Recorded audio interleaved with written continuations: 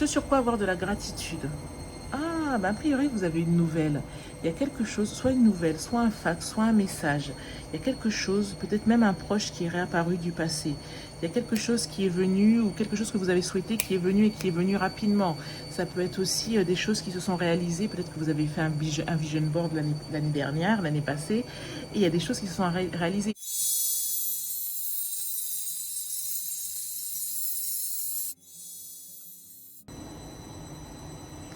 Bonjour les poissons, bienvenue sur Tarot et Intuition. On se retrouve pour votre tirage de décembre 2020 qui sera un petit peu un tirage bilan. Faire le bilan un petit peu de cette année, voir ce qu'il faut laisser partir, ce sur quoi il faut lâcher prise, laisser partir avec 2020, les leçons que vous avez apprises, ce qu'il faut retenir, etc. Donc on y va de suite, mais à coup de pas, ce tirage arrive un peu tard, c'est-à-dire que j'ai eu des retours la dernière fois sur les bruits ambiants. Du coup j'ai essayé de vous trouver le moment idéal pour tourner ces vidéos. Et évidemment, le moment idéal n'arrivant pas, j'ai pris du retard et finalement je me suis dit bon ben je vous l'ai fait et j'espère que vous pourrez vous accommoder des bruits ici et là. Voilà, c'est vrai que je travaille la semaine, alors c'est pas forcément je peux pas forcément vous tourner des vidéos, vous voyez, la semaine par exemple quand tout le monde est au travail ou quand le voisinage est très calme, etc. Donc voilà. Sinon, j'espère que vous allez bien, les poissons. Hop, on y va. On va commencer avec une première carte bilan de 2020. On va voir qu'est-ce qui... hop, celle-ci. Alors, la carte bilan. 7 de bâton. Alors, les bilans. Alors, les poissons. On voit que vous avez été challengé à de nombreux égards là en 2020. On voit qu'en fait vous avez eu voilà, des épreuves un petit peu, des défis comme ça. Alors ça pouvait être soit aussi bien d'un point de vue de la compétition, c'est quelque chose que vous avez aimé, vous vous dites ok, j'ai telle difficulté et hop, j'attrape mon bâton et hop, je fais face, je me défends. Ok, une autre difficulté ou un autre challenge, ok, j'y vais. Un troisième, un quatrième, etc. Vous aviez les capacités, les épaules pour le faire. Hein. Mais ça peut être aussi qu'en fait, vous vous êtes senti assailli. Vous aviez à peine terminé quelque chose, qu'il y avait une autre chose qui vous tombait dessus. Bon, vous avez tenu bon, hein, vous avez résisté, mais c'était ça.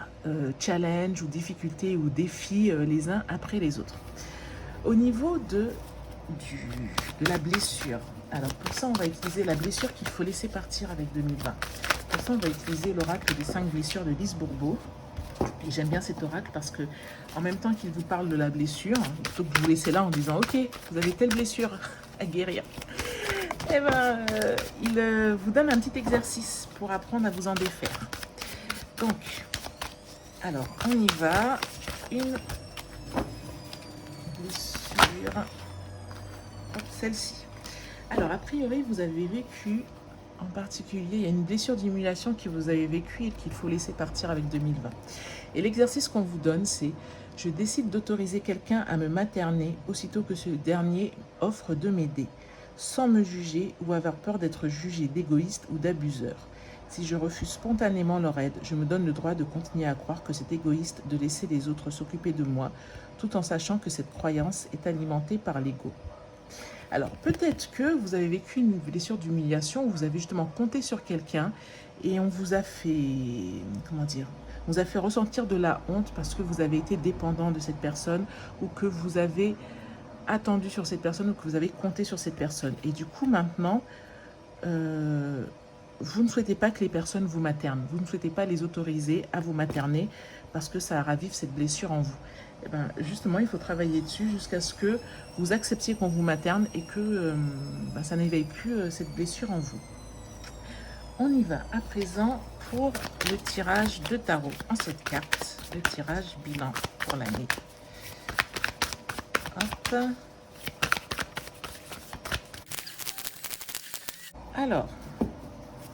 Alors, les poissons, où vous en êtes actuellement? Là, actuellement, les poissons, vous êtes dans une phase de réflexion et j'allais dire que vous essayez de peut-être développer certaines de vos capacités qui ne sont pas liées au monde du commun des mortels, vous voyez. Là, ça parle d'énergie, ça parle de connexion au monde occulte, ça parle de connexion à des choses cachées, ça parle de religion, ça parle de spiritualité, ça parle de réussir à mieux comprendre les secrets des mondes invisibles, réussir à... alors ça peut être aussi que par rapport aux expériences passées, vous essayez justement d'être centré, d'être aligné, vous travaillez, vous faites des pratiques énergétiques pour vous sentir plus en phase, vous êtes aussi peut-être dans une période où vous souhaitez manifester certaines choses, vous souhaitez la réalisation de certains projets et du coup vous travaillez sur vos affirmations positives, etc. Et donc là, c'est où vous en êtes actuellement. Ce qu'il faut laisser partir. Alors, peut-être laisser partir l'idée que... Alors, pourquoi la carte est inversée? Alors, le cavalier de bâton, c'est lorsque on teste. Lorsqu'on teste de nouveaux projets, on y va comme ça un peu à tâtons, on regarde ce qui nous intéresse, on a envie d'être, comment dire, on a envie que ces projets nous divertissent, on a envie qu'ils nous amusent, on a envie d'avoir du fun dans la vie, de la légèreté, etc. Peut-être ce qu'on vous dit, c'est qu'il faut laisser de côté, alors pas cette attitude-là, ou cette attitude de découverte envers la vie, mais peut-être cette attitude de butiner un petit peu partout les poissons, de butiner ici, de butiner là, sans forcément vous focaliser sur quelque chose de précis. Ensuite, les leçons. Eh ben, vous avez appris que vous pouviez être un leader en 2020. Vous avez appris que vous aviez cette capacité d'autonomie. Vous aviez appris que vous pouviez... je pense que d'un point de vue professionnel, d'un point de vue de votre formation, même si vous êtes mère ou père au foyer, hein, mais vous avez incarné ce rôle, vous avez développé de nouvelles compétences, vous avez montré que vous pouviez tenir la barre, que vous étiez forte, que vous pouviez aller de l'avant, qu'on pouvait compter sur vous. Ce sur quoi avoir de la gratitude. Ah, ben a priori, vous avez une nouvelle. Il y a quelque chose, soit une nouvelle, soit un fax, soit un message. Il y a quelque chose, peut-être même un proche qui est réapparu du passé. Il y a quelque chose qui est venu, ou quelque chose que vous avez souhaité qui est venu et qui est venu rapidement. Ça peut être aussi des choses qui se sont réalisées. Peut-être que vous avez fait un vision board l'année dernière, l'année passée. Et il y a des choses qui se sont réalisées. Il faut avoir de la gratitude pour ça. Il faut reconnaître que ça fonctionne. C'est peut-être que c'est pour ça que vous êtes dans cet état d'esprit. Si ça correspond à un vision board, ou si vous êtes en train de regarder justement les vœux que vous aviez mis en début d'année, vous remarquez que beaucoup se sont réalisés. Du coup, là, vous êtes sur une concentration pour pouvoir en émettre de nouveaux. Vous êtes sur la réflexion pour pouvoir aller encore plus loin. Vos rêves, ou un rêve. Alors, la carte du 2 de bâton, c'est quand on hésite entre deux routes. C'est quand on hésite entre garder la voie qui est celle de la routine, celle du foyer. Vous voyez, le bâton est adossé au foyer, à l'intérieur, à la maison, où il y a un bâton qui se dirige vers l'extérieur. C'est le bâton de l'aventure, c'est le bâton de la découverte, c'est le bâton de ce qu'on ne connaît pas, c'est le bâton de l'inconnu, de ce qui nous fait peur. Et vos rêves, quelque part, mais je pense que c'est plus qu'un rêve avec cette carte inversée, c'est qu'on... Vous avez quelque part envie de tester quelque chose que vous ne connaissez pas. Vous avez envie de faire un saut, là. Vous avez envie d'oser et vous hésitez. Voilà. J'ai l'impression qu'on vous conseille plutôt d'y aller. Vous avez vu avec le Covid, hein, on ne sait pas de quoi demain sera fait, donc il ne faut pas hésiter. Le prochain grand saut pour vous. Alors peut-être que c'est lié à ça, parce que vous hésitez à sortir de cette zone, parce que le prochain grand saut, c'est de faire un choix qui peut faire mal au cœur. De faire un choix qui peut être vraiment le choix où on va aller au cœur d'un problème. Où on peut même transpercer le cœur, un petit peu faire de la peine à quelqu'un. Hein. Mais il faut que vous passiez cette étape-là. Oui, le prochain grand saut pour vous, c'est d'oser... ouais, je l'ai déjà dit pour un autre signe, mais là, c'est encore plus adapté hein, pour votre signe, les poissons. Il y a un proverbe de Rumi, le sage Rumi, qui dit « Il faut briser votre cœur encore et encore. Il faut accepter que votre cœur soit brisé encore et encore, afin qu'enfin il s'ouvre. Pour irradier, il faut briser ce cœur. » Vous voyez, c'est un peu ça comme une graine en fait, hein, parce que la graine, on pourrait se dire, oh mon Dieu, si on la casse, ou si elle se casse, ou si elle se fendille, oh mon Dieu, ça fait mal. Oui, bon, la force C'est comme quand vous écartez la peau, vous faites une cicatrice, bon bref. Mais en s'ouvrant cette graine, elle va produire un arbre. Elle va produire quelque chose d'encore plus grand, quelque chose d'encore plus beau.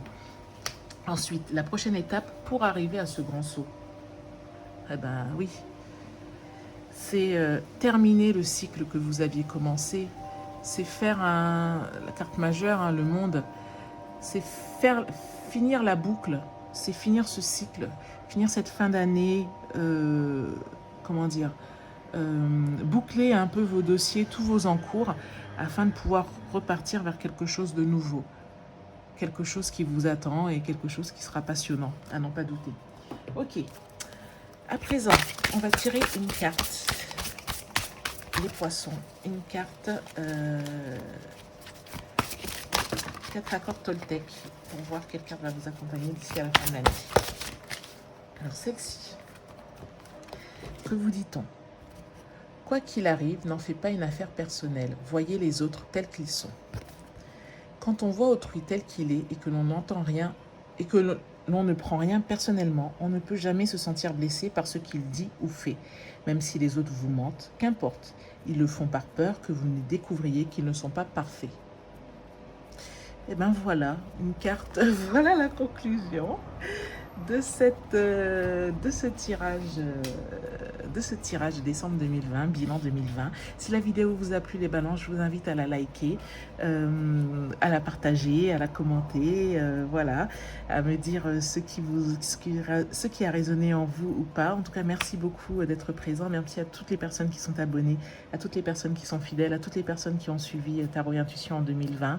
Merci beaucoup. On va repartir pour une nouvelle année. Dans quelques jours, il y aura les tirages sentimentaux pour les balances. Et il y aura également tous les tirages pour janvier et les tirages pour 2021. Donc il y aura plusieurs tirages pour 2021. Enfin, ou peut-être que je vais faire un très grand tirage, hein, comme je disais, d'une demi-heure à 1 heure, avec plusieurs domaines de vie. Donc dites-moi ce qui vous plairait, ce que vous aimeriez entendre, ce sur quoi vous aimeriez avoir des réponses. Comme ça, je le mets puisque je suis en train de réfléchir au tirage que je vais faire. Donc voilà, voilà les balances. Merci beaucoup d'avoir suivi ce tirage. Je vous dis à très bientôt, pardon les balances. Ouh là là, pardon. Voilà, merci les poissons. J'ai fait le tirage balance juste avant. Merci les poissons. Je vous souhaite une excellente fin d'année, de très belles fêtes. Prenez soin de vous et je vous dis à très bientôt les poissons pour le tirage sentimental. Merci, au revoir.